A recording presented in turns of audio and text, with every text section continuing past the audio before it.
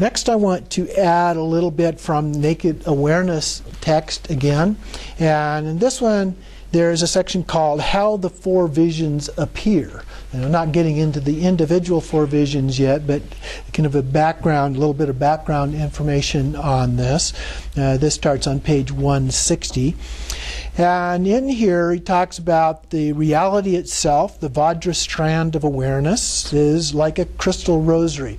And so part of this, remember, is that in this tradition, these visions are seen as actually being these things.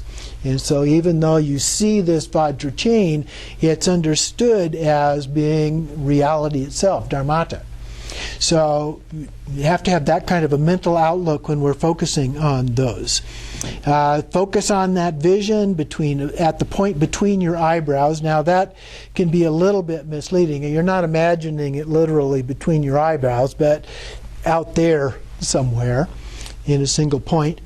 And then there will arise visions due to dynamic vital energies being extinguished externally, and the vital energy of primordial wisdom being inserted into the central channel. They are called the 6 daytime signs. Also talks about other characteristics. There is said to be a shining redness like a blazing fire, a flash like lightning, whiteness like the moon, redness like the sun, blackness like Rahu, a minute dark bindu of rainbow light. So you can see different kinds of images as a part of these. They won't necessarily be the same from one person to the other, but usually they're at least somewhat similar as a part of that. The visions that one may experience, perceptions, not non-conceptual images of your own awareness, insofar as direct vision of your own awareness, you are a Buddha. And then it talks about telling other people that you shouldn't do that. We talked a little bit about that last time. By meditating in that way, at the point between the eyebrows, there appears something like a rainbow light called the pristine lamp of absolute space. Inside that is the bindu of the empty lamp, which is like concentric circles. Inside that, a plate appears, appears a bindu the size of the mustard seed or pea. Inside that are the Vajra strands of awareness, minute like knots in the hair of a horse's tail, like pearls strung on a thread, like iron chains, like garlands of flowers rustled by a breeze, and so on. They appear in sets of 2, 3, and so forth. They are your own awareness called the Vajra strand and the soul bindu. So your awareness is the actual Vajra strand. It is Rigpa. The mark of the absolute space is a halo. A mark of primordial wisdom is a bindu, and the marks of the embodiments are the strands. In the commentary, he goes on to say, in this phase, most common posture is the squatting rishi, or the Nirmanakaya posture. But it is also possible to practice an ordinary cross-legged posture. So the postures are not fixed. Some would say that they are, but others are more flexible in that regard. The actual bindus reside in the chitta, which is the heart, but they appear in the pathway of the senses, the eyes. So they're literally in the heart, but they appear in our eyes. But they inside the circular plate of armor appears a bindu, the size of a pea. However, some see a bindu of a different size, and some don't see a bindu at all. The Vajra strand is composed of minute bindus. Within each bindu, Vajra strands themselves are composed of bindus. Vajra strands within each bindu, and the quantity of bindus for each Vajra strand may vary greatly.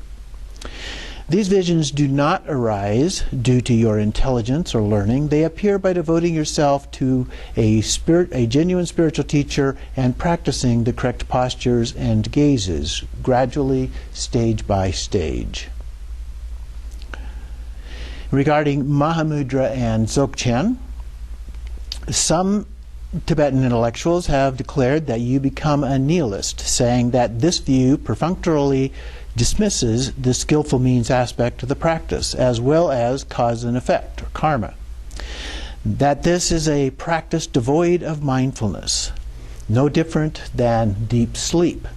In fact, the authentic practice of Mahamudra and Dzogchen entails union of luminosity and emptiness. It is said that Dzogchen transcends thought and the conventional mind.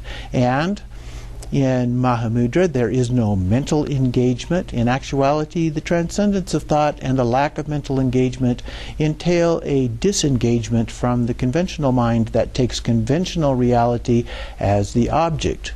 The actual meaning is that you transcend the conventional mind and fathom ultimate reality. So the reality of cause and effect still remains as a part of this. The four visions of the leap-over stage are called visions because they appear to you directly. First, the direct vision of reality itself, the direct experience of ultimate reality. Once you have gained such a vision, you become thoroughly familiar with this realization through practice so it doesn't grow vague and fade out of your consciousness. And this is the second vision. It just becomes more experienced with that, more familiar with that. The third is the vision of reaching consummate awareness, or the perfection of this. And the final is the vision of the extinction of all phenomena into reality itself, where you are no longer to rely on teachings or practices. You have achieved the spiritual awakening of a Buddha. So the first vision corresponds to the nature of phenomena. The third is analogous to seeing the full range of phenomena, and the indivisible arising of these two corresponds to the fourth of these visions, which is the culmination of the previous three. The first and second are in many ways very similar to each other. There is no certainty that each of these images will appear to you. For some people, one or two types arise, while for others more may appear. The only way they do occur is by practicing with enthusiasm and perseverance, in the correct posture and with the appropriate gazes, applying your body, speech, and mind to the training. So we practice with patience and persistence. We just keep practicing until they appear to us. Other than that, we make no particular effort. We don't try to make these things happen. Trying to make things happen, of course, is what gets us in trouble. So we just allow them to by resting in that natural state. So there's very little effort or energy that is required in order to do this. We just have to have the patience and diligence to stay with it.